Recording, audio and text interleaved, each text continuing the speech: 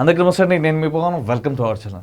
నిజంగా యాంకర్ శ్యామ్ల గారిని వైఎస్ఆర్సీపీ పార్టీకి సంబంధించిన నాయకులు మాత్రం భలేగా ఆడుకుంటా ఉన్నారు. ఏ గొడవ జరిగినా బయటికి వెళ్ళి మీడియా ముందుకు వెళ్ళి గట్టిగా అరుస్తూ ఉండు, ఏం చేసినా కూడా ట్విట్టర్లో కానీ ఇన్స్టాగ్రామ్లో కానీ పోస్టులు పెడతా ఉండు గిట్లని చెప్పి భలేగా ఆడుకుంటా ఉన్నారు. లేకుండా మళ్ళీ నీకు పైసలు రావమ్మా గిట్లని చెప్పి కూడా ముఖం మీదనే చెప్పేస్తూ ఉన్నారంట. అంటే కొంతమంది వైఎస్ఆర్సీపీ పార్టీకి సంబంధించిన కొంతమంది ఈ సోషల్ మీడియాలో యాక్టివ్గా ఉంటారుగా, వాళ్ళందరూ నాకు మెసేజ్ చేసి చెప్తా ఉన్నారు యాంకర్ శ్యామ్ల గారి గురించి. ఇంకా వెంకటరెడ్డి అనే ఒక ఆయన ఉంటాడు, ఇంకా నాగార్జున అని నేను మీ అందరికి తెలుసా ఇట్లా అని చెప్పి ఇట్లా మాట్లాడుతూ ఉన్నాడు. ఆయన గురించి కూడా మాట్లాడుకుందాం. అసలు యాంకర్ శ్యామ్ల గారు ఎలాంటి పోస్టులు పెడతా ఉన్నారు, ఏంది కథ గిట్లని చెప్పి ఒక్కసారి ఈమె పెట్టే పోస్టులు ఒకసారి చూద్దాం మనం. చాలా ఇంట్రెస్టింగ్గా ఉంటుంది. నిజానికి ఒక యాంకర్ని తీసుకొచ్చి వైఎస్ఆర్సీపీ పార్టీ వాళ్ళు అధికార ప్రతినిధి చేసిల్లంటే అసలు వైఎస్ఆర్సీపీ పార్టీ వాళ్ళు ఏ విధంగా ఆడుకుంటున్నారో ఇక మేము ఊహకే వదిలేస్తున్నా. ఆడుకుంటున్నారు. పవన్ కళ్యాణ్ గారు తుమ్మినా బయటకు వచ్చి మాట్లాడాలి. పవన్ కళ్యాణ్ గారు 4 సార్లు తుమ్మారు, పవన్ కళ్యాణ్ గారు 2 సార్లు తుమ్మారు, పవన్ కళ్యాణ్ గారు హైదరాబాద్లో పండుకున్నారు ఇట్లని చెప్పి మాట్లాడాలి. ఒకసారి ఈమె పెట్టిన పోస్ట్ ఒకసారి చూద్దాం మనం.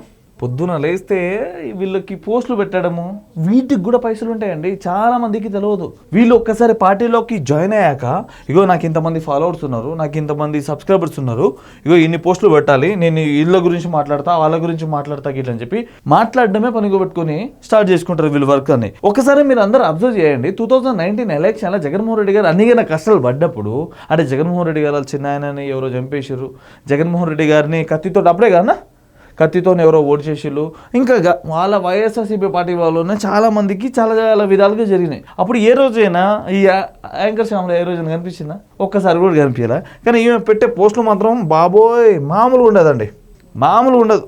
ఇగో డబ్బాలు కొట్టడం అంటే ఇదే, డబ్బాలు కొట్టడంలో ఇంకా బాగానే అసలు అరే శ్యామల్ అని చెప్పి ట్విట్టర్ ఐడి ఈమెదైతే జగన్మోహన్ రెడ్డి ఫోటో పెట్టుకుందేమో. సూపర్ అమ్మా, మంచిగా మాడుతున్నావు. ఓకే, ఇక్కడ చూడండి మీరు. అయ్య బాబో, ఇది మామూలు జ్వరం కాదంట.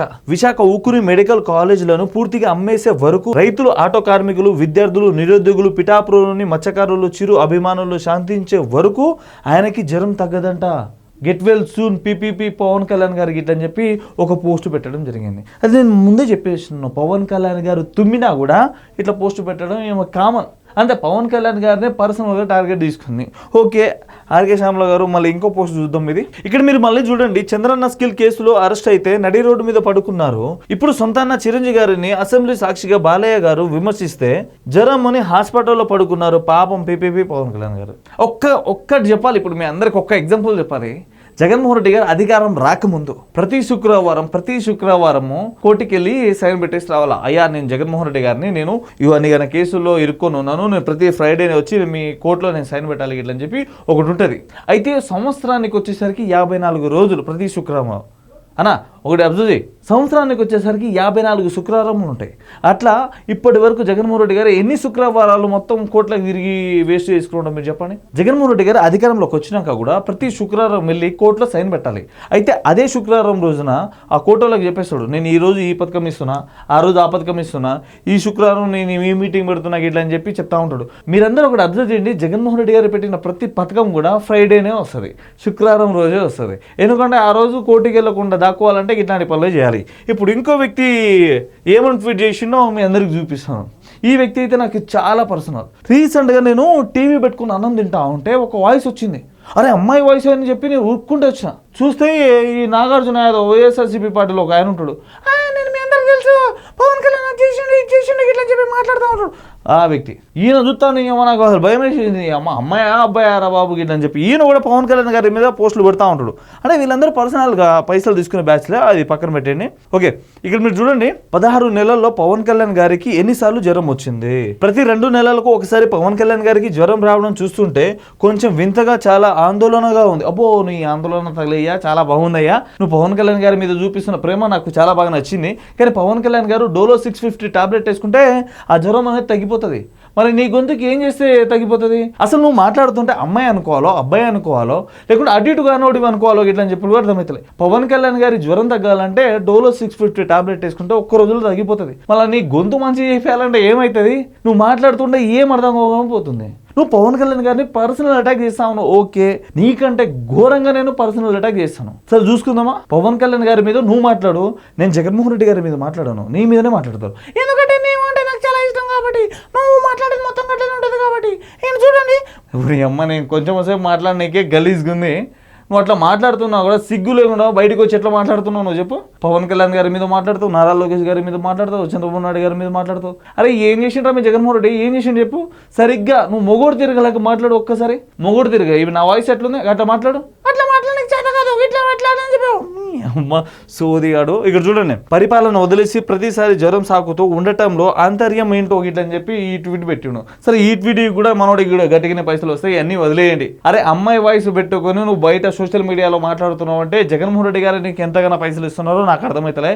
కొంచెం ఆ పైసలో కొంచెం తీసుకొని దాచిపెట్టుకొని కావాలంటే నేను కొంచెం ఇస్తాను, అదే ఒక 10,000 15,000 అంతకు మించి ఏమీ ఇవ్వలేను. కానీ ఫస్ట్ ఆ గొంతు మంచిగా చేయించుకో, దాని తర్వాత నువ్వు బయటకు వచ్చి మాట్లాడేది అమ్మాయో అబ్బాయో కూడా అర్థమవుతలేదు. నువ్వు కూడా పవన్ కళ్యాణ్ గారి గురించి మాట్లాడుతా ఉన్నావు అంటే ఇంకా చూసుకో. మీ వైఎస్ఆర్సీపీ పార్టీ వాళ్ళలో ఎంత మంచి వాళ్ళు ఉన్నారో.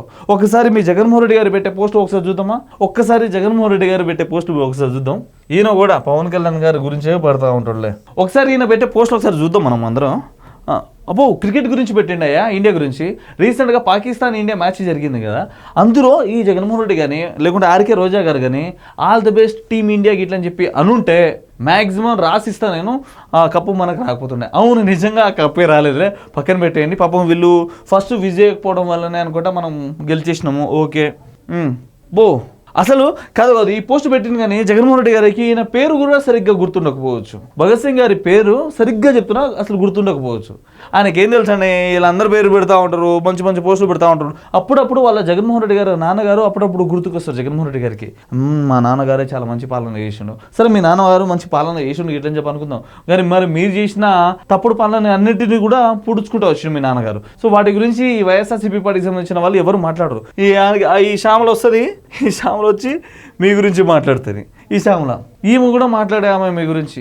నారా లోకేష్ గారు ఏమైనా కంపెనీలు తీసుకొచ్చినా ఏమైనా ఉపయోగపడే మాటలు మాట్లాడినా కూడా అరే నారా లోకేష్ గారు రెచ్చగొట్టే మాటలు మాట్లాడుతూ ఉన్నాడు, చంద్రబాబు నాయుడు గారు ఆ మాటలు మాట్లాడుతూ ఉన్నారు, ఈ మాటలు మాట్లాడుతూ ఉన్నారు ఇట్లా అని చెప్పి మీడియా ముందుకు వచ్చి మాట్లాడాలా, మళ్ళీ సోషల్ మీడియాలో పోస్టులు పెట్టాలా. గంతకు మించి నువ్వు ఏమైనా చేసినావు అనుకో పైసలు అవునే రావు. ఇక అంతే, వీళ్ళంతా పైసల కోసం మాట్లాడుతున్న మాటలే.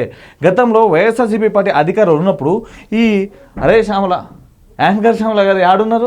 అప్పుడు గట్టిగా వాడుకున్నది ఎవరిని? శ్రీరెడ్డిని వాడుకున్నప్పుడు ఈ శ్యామల గిట్ట ఏ రోజున కనిపించిందా మీకు? ఏ ఒక్క రోజు కూడా కనిపించాల. ఈమె ఇప్పుడు శ్రీరెడ్డిని పక్కన పెట్టేసారు, యాంకర్ శ్యామలని దగ్గర తీసుకొచ్చారు. రేపు రోజున ఈమెను కూడా పక్కన పెట్టేస్తారు. వైఎస్ఆర్సీపీ పార్టీ వాళ్ళు వాళ్ళకు అవసరం ఉన్నన్ని రోజులు దగ్గర పెట్టుకొని దాని తర్వాత వాళ్ళ అవసరం దాటేసిపోయినాక ఇక నువ్వు మాకు సంబంధం లేదు, అసలు మా పార్టీనే కాదు, అసలు మా పార్టీలో ఆమె లేనే లేదు, మా పార్టీలో సభ్యత్వం తీసుకునే లేదు గిట్టని చెప్పి మాట్లాడతారు.